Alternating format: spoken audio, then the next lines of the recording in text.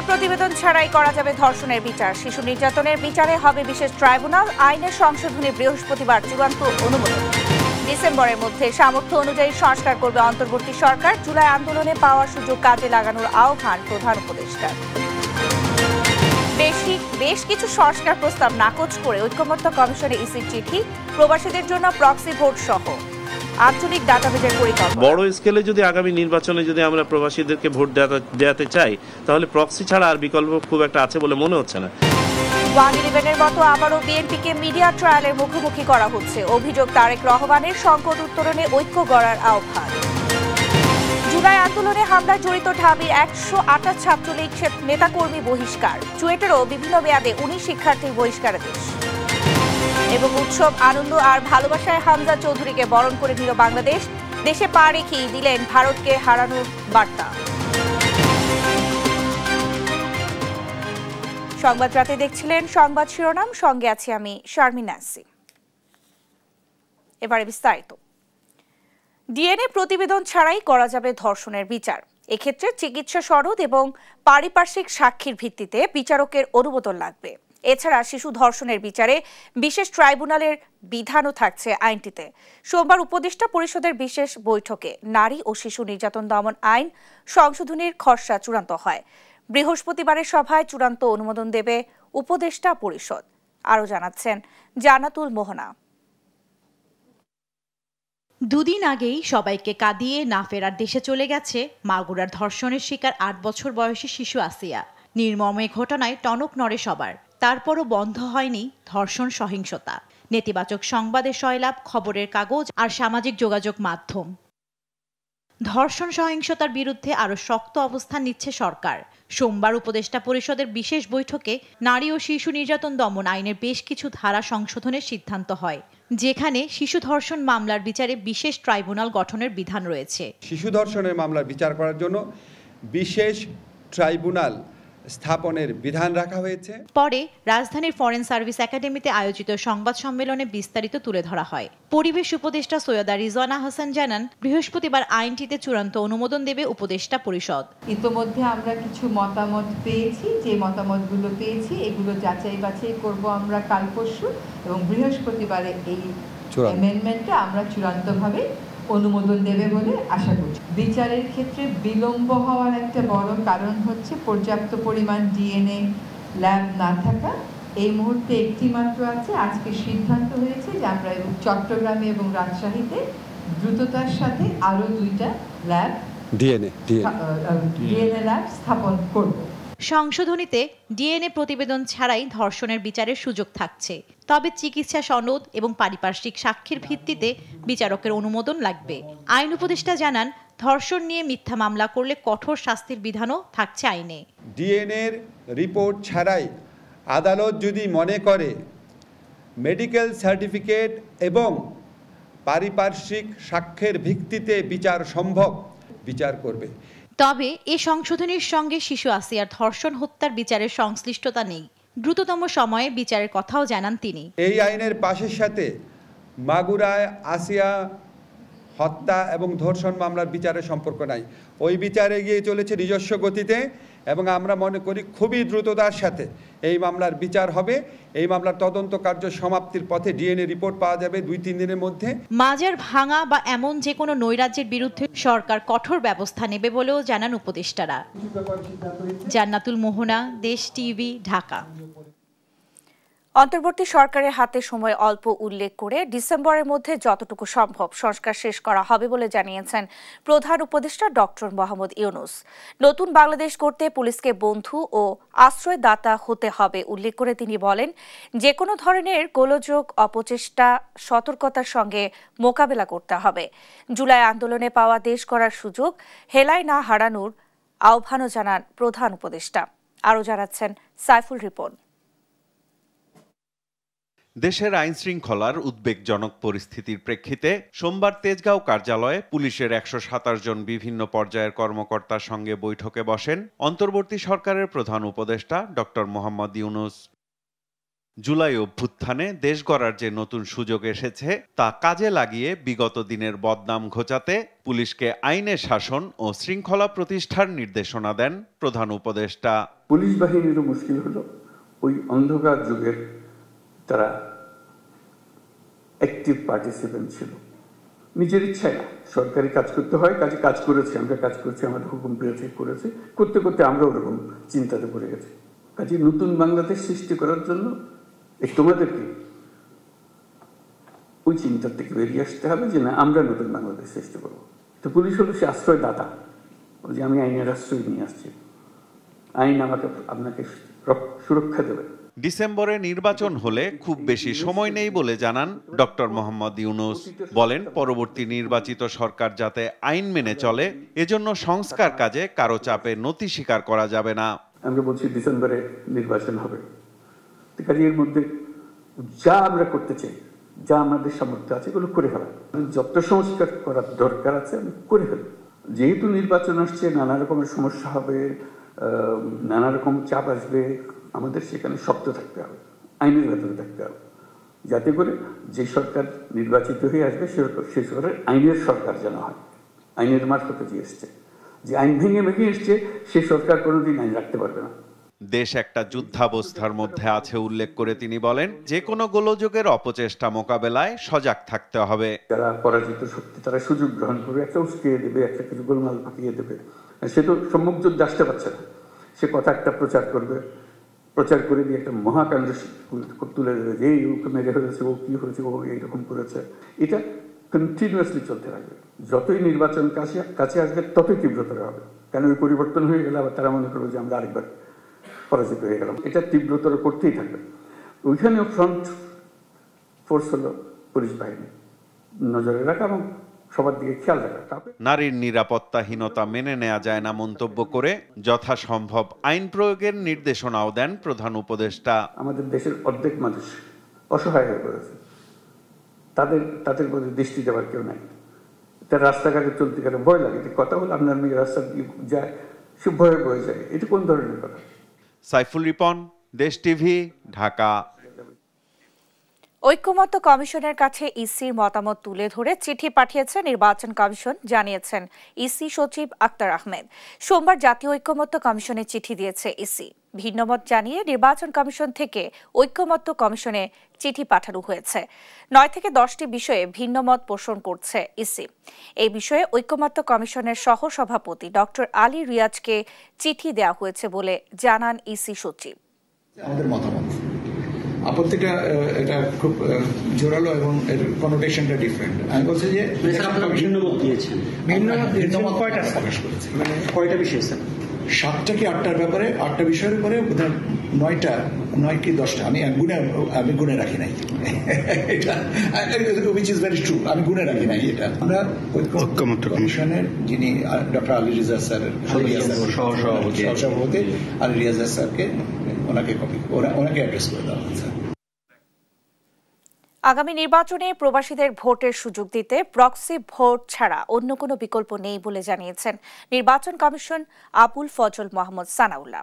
সকালে নির্বাচন ভবনে ওআইসি-ভুক্ত দেশগুলোর মিশন প্রধানদের সঙ্গে বৈঠক শেষে তিনি এই কথা বলেন।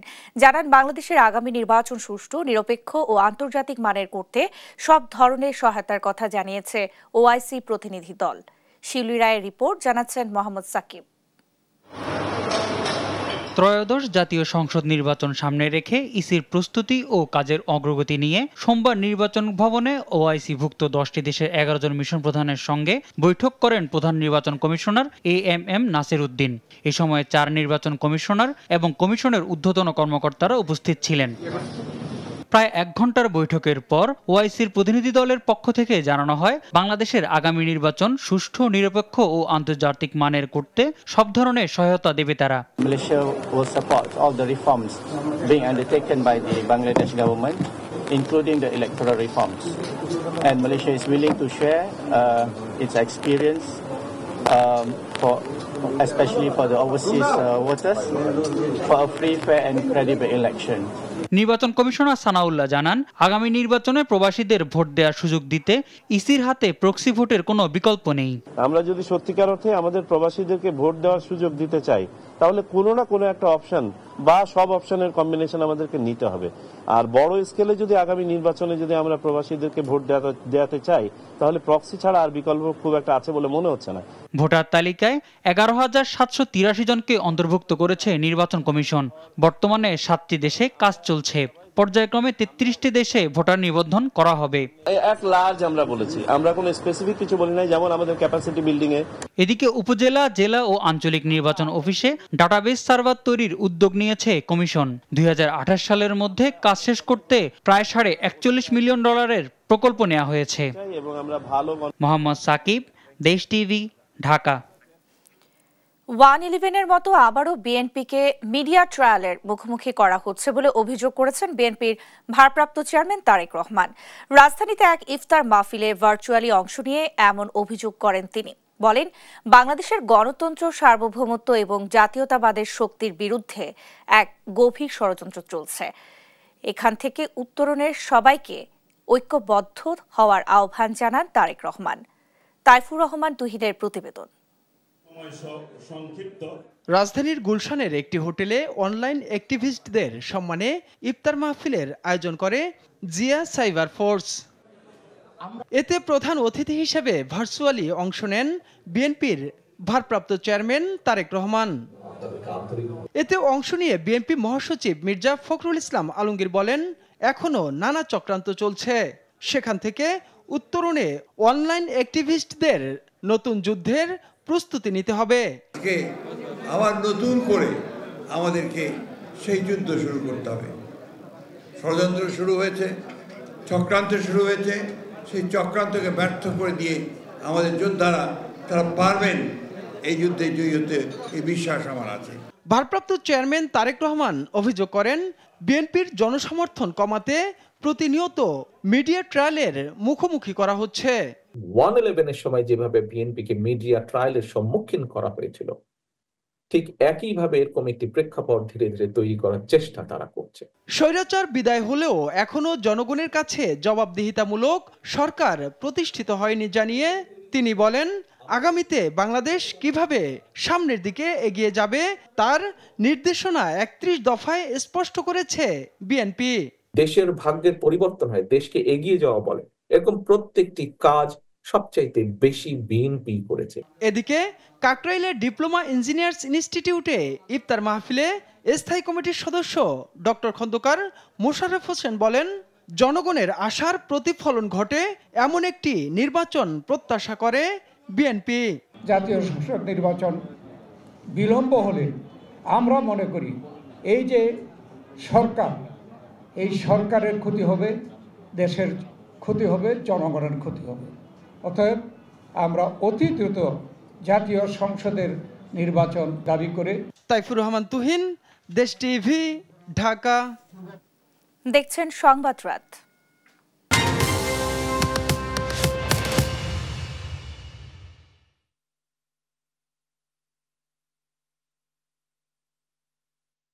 বিচার বিভাগের স্বাধীনতা নিশ্চিতে স্বাধীন সচিবালয়ের প্রতিষ্ঠার আহ্বান জানিয়েছেন প্রধান বিচারপতি ডক্টর সৈয়দ রেফাত আহমেদ। বিচার বিভাগের সংস্কারের জন্য কমিশনকে সুপারিশ করা হয়েছে বলেও জানান তিনি। বিস্তারিত এডাই নাহিদের প্রতিবেদনে। সোমবার বিকেলে বাংলাদেশ সুপ্রিম কোর্ট বার অডিটোরিয়ামে বাংলাদেশ আইন সমিতির আয়োজনে ইফতার মাহফিল। অনুষ্ঠানে প্রধান অতিথি ছিলেন প্রধান বিচারপতি ডক্টর সৈয়দ রেফাত আহমেদ। অংশ নেন আপিল বিভাগের বিচারপতি আশফাকুল ইসলাম ও অ্যাটর্নি জেনারেল মোহাম্মদ আসাদুজ্জামান সহ অন্যরা। আগামী দিনগুলোতে আইন সমিতিকে তার লক্ষ্য ও উদ্দেশ্যকে সামনে রেখে এগিয়ে যাওয়ার আহ্বান জানান অ্যাটর্নি জেনারেল মোহাম্মদ আসাদুজ্জামান।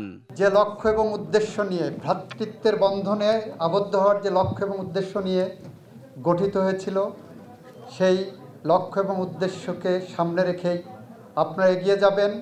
আইন সমিতির প্রতিটি সদস্যের পাশে দাঁড়াবেন, তাদের ক্রান্তিকালে থাকবেন।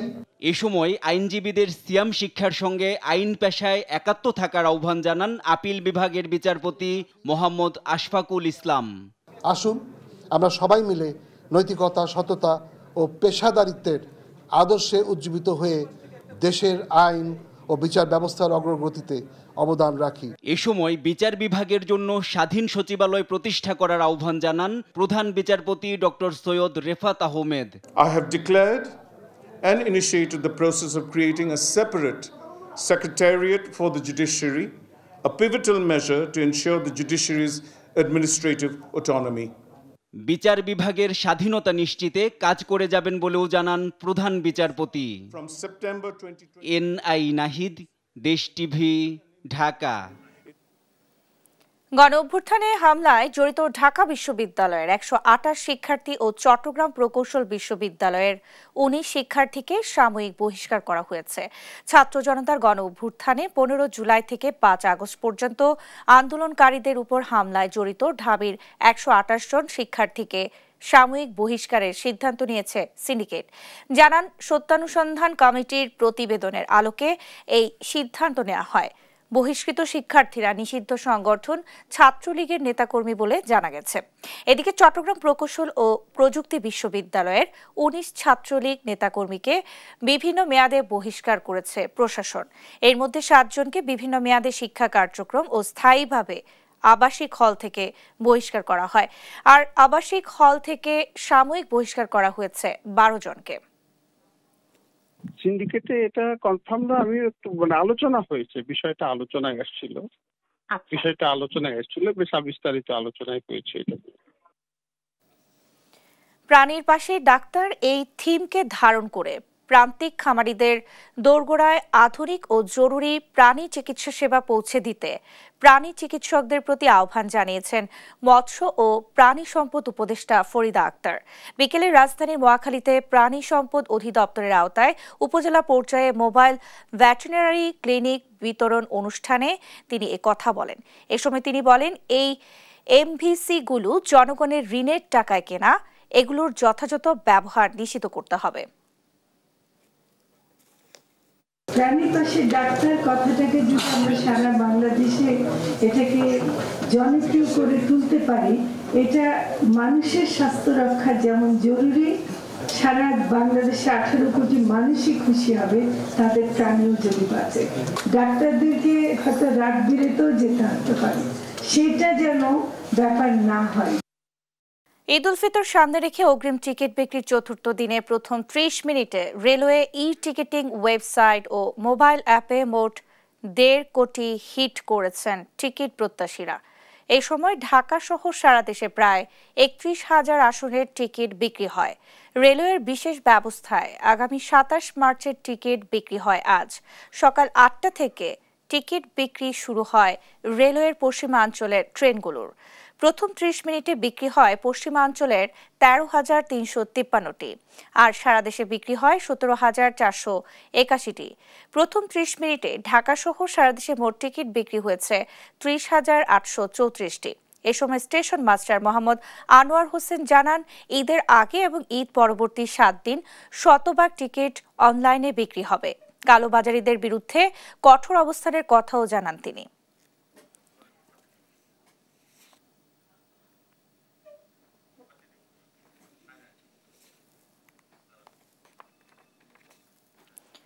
আওয়ামী লীগের ট্যাগ দিয়ে হয়রানির অভিযোগে কুষ্টিয়ায় সংবাদ সম্মেলন করেছে এক ব্যবসায়ী। সোমবার দুপুরে শহরের একটি রেস্টুরেন্টে এই সংবাদ সম্মেলন করেন কুষ্টিয়া গ্যাজেট হাউসের স্বত্বাধিকারী ব্যবসায়ী রাকিবুল ইসলাম রাকিব। সংবাদ সম্মেলনে তিনি দাবি করেন, বেশ কিছুদিন ধরে সামাজিক যোগাযোগ মাধ্যমে একটি কুচক্রী মহল তার বিরুদ্ধে অপপ্রচার চালিয়ে আসছে, যা একেবারেই মিথ্যা ও ভিত্তিহীন। এ সময় তার বিরুদ্ধে এমন অপপ্রচার বন্ধে প্রশাসনের সহযোগিতাও চান এই ব্যবসায়ী।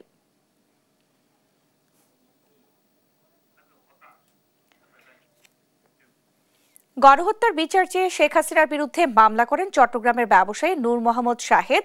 শেষমেশ তাকেই বৈষম্য বিরোধী মামলায় কারাভোগ করতে হয়েছে বলে অভিযোগ করেন তিনি। সোমবার দুপুরে চট্টগ্রাম মেট্রোপলিটন সাংবাদিক ইউনিয়নের হলরুমে সংবাদ সম্মেলন করেন শেখ হাসিনার মামলার বাদী নূর মোহাম্মদ শাহেদ। এ সময় তিনি জানান, শেখ হাসিনার বিরুদ্ধে মামলা করা একাধিকবার হামলা এবং অপহরণের শিকার হয়েছেন তিনি। শেষমেশ বৈষম্য বিরোধীর মামলায় তাকে ফাঁসানো হয়েছে বলে অভিযোগ করেন তিনি। দেশে এসেছেন আন্তর্জাতিক অঙ্গনে সাড়া জাগানো বাংলাদেশি বংশোদ্ভূত ফুটবলার হামজা চৌধুরী। উৎসব, আনন্দ আর ভালোবাসায় হামজা চৌধুরীকে বরণ করে নিয়েছে বাংলাদেশ। সোমবার বেলা 11:40 সিলেট ওসমানী আন্তর্জাতিক বিমানবন্দরে এসে পৌঁছান মা, স্ত্রী এবং সন্তানদের নিয়ে। এরপর সড়কপথে বিকেল 3:30টার দিকে হবিগঞ্জের নিজ বাড়িতে এসে পৌঁছান এই তারকা ফুটবলার। আমির হামজাকে সঙ্গে নিয়ে বিস্তারিত জানাচ্ছেন রাফিউল ইসলাম রাতুল। হবিগঞ্জে নিজের বাড়িতে এসে পৌঁছেছেন আন্তর্জাতিক অঙ্গনে সারা জাগানো ফুটবলার হামজা চৌধুরী। মা, স্ত্রী ও সন্তানদের নিয়ে সোমবার বেলা 11:40 সিলেট ওসমানী আন্তর্জাতিক বিমানবন্দরে এসে পৌঁছান এই তারকা ফুটবলার। এরপর সড়কপথে তিনি হবিগঞ্জে এসে পৌঁছান বিকেল 3:30টার দিকে। এর আগেও হবিগঞ্জের বাহুবল উপজেলার স্নানঘাট গ্রামে এসেছেন হামজা চৌধুরী। 1.5 বা 2 বছর বয়স থেকেই দেশে আসা শুরু তার, কিন্তু এবারের আসাটা ভিন্ন। বিদেশি বধূ ও হামজাকে বরণে ব্যাপক আয়োজন করেছে স্বজনরা। নিজ দেশের হয়ে আন্তর্জাতিক ফুটবলে খেলতে এসেছেন এই তারকা ফুটবলার। আগামী 25 মার্চ শিলংয়ে স্বাগতিক ভারতের বিপক্ষে এশিয়ান কাপ বাছাই পর্বে খেলবে বাংলাদেশ। এই ম্যাচ দিয়েই বাংলাদেশের জার্সিতে আন্তর্জাতিক ফুটবলে অভিষেক হবে হামজা চৌধুরীর। বাড়ির প্রবেশ পথ সহ পথে পথে নির্মাণ হয়েছে তোরণ, পোস্টার, ফেস্টুন তো আছেই। লাইটিং করা হয়েছে পুরো বাড়িতে। বাড়ির পাশে খালি জায়গায় বানানো হয়েছে ছোট্ট একটি মঞ্চ। সেখানে আগত অতিথিদের সাথে কুশল বিনিময় করেন হামজা। সবার ভালোবাসি, আমার ফ্যামিলি কত রেসপেক্ট শো করছে, ইনশাআল্লাহ আমি রিপে করতে পারবো। আমরা ইন্ডিয়ার কথা আমরা কনসেন্ট্রেট করতেছি না, আমরা খালি আমরা কথা কনসেন্ট্রেট করতেছি। মঙ্গলবার আবার ঢাকায় আসবেন হামজা। বুধবার থেকে জাতীয় দলের সাথে প্র্যাকটিস করবেন তিনি। অন্যদিকে মঙ্গলবার সকালেই সৌদি আরব থেকে দেশে ফিরবে বাংলাদেশ জাতীয় ফুটবল দল। রাফিউল ইসলাম রাতুল, স্পোর্টস ডেস্ক, দেশ টিভি। এই ছিল এখনকার সংবাদ রাত। পরে বুলেটিন দেখার আমন্ত্রণ রইল। ধন্যবাদ সবাইকে।